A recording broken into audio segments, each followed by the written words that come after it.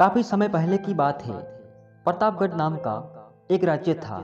वहाँ का राजा बहुत अच्छा था, मगर राजा को एक सुख नहीं था।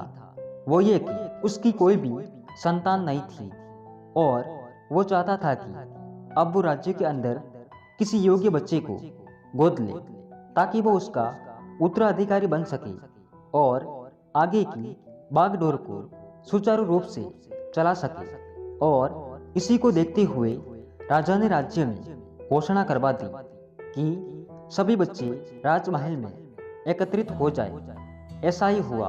राजा ने सभी बच्चों को पौधे लगाने के लिए भिन्न भिन्न प्रकार के बीज दिए और कहा कि अब हम 6 महीने के बाद मिलेंगे और देखेंगे कि किसका पौधा सबसे अच्छा होगा। महीना बीत जाने के बाद एक बच्चा ऐसा था जिसके गमले में वो बीज अभी तक नहीं फूटा था, लेकिन वो रोज उसकी देखभाल करता था और रोज पौधे को पानी देता था। देखते ही देखते 3 महीने बीत गए। बच्चा परेशान हो गया। तभी उसकी माँ ने कहा, बेटा धैर्य रखो, कुछ बीजों को फलने में ज़्यादा वक्त लगता है। और वो पौधे को सींचता रहा। 6 महीने हो गए। राजा के पास जाने का समय आ चुका था, लेकिन वो डरा हुआ था कि सभी बच्चों के गमलों में तो पौधे होंगे और उसका गमला खाली होगा। लेकिन वो बच्चा ईमानदार था और सारे बच्चे राजमहल में आ चुके थे। कुछ बच्चे जोश से भरे हुए थे क्योंकि उनके अंदर राज्य का उत्तराधिकारी बनने की प्रबल लालसा थी।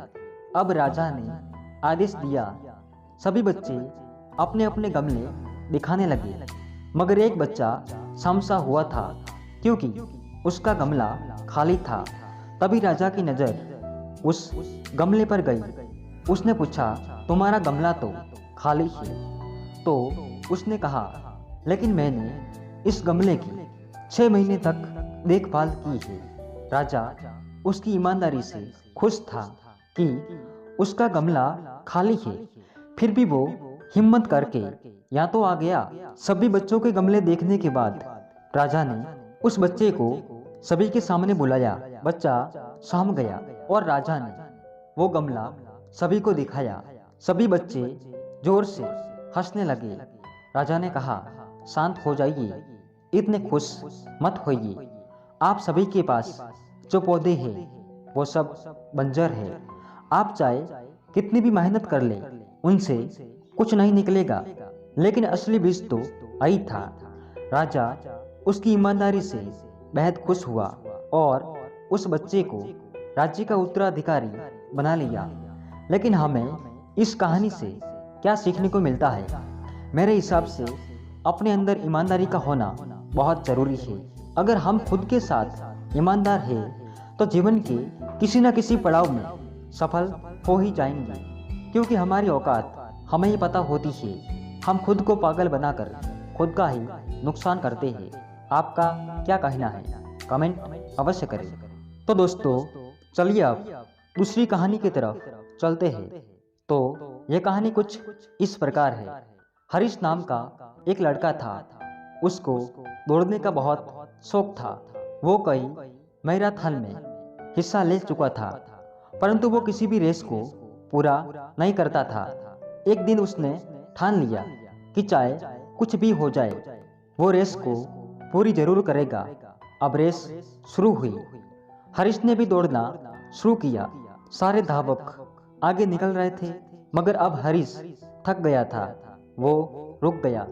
फिर उसने खुद से बोला, अगर मैं दौड़ नहीं सकता तो कम से कम चल तो सकता हूँ। उसने ऐसा ही किया।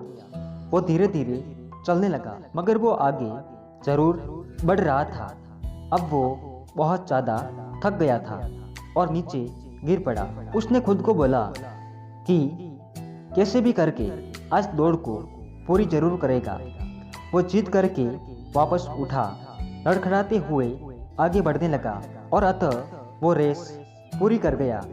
माना कि वो रेस हार चुका था, लेकिन आज उसका विश्वास चरम पर था, क्योंकि आज से पहले रेस को कभी पूरा ही नहीं कर पाया था। वो जमीन पर पड़ा हुआ था, क्योंकि उसके पैरों की मांसपेशियों में बहुत खिंचाव हो चुका था, लेकिन आज वो बहुत खुश था क्योंकि आज वो हार कर भी जीता था। दोस्तों, हम भी तो इस तरह की गलती करते हैं हमारी जिंदगी में।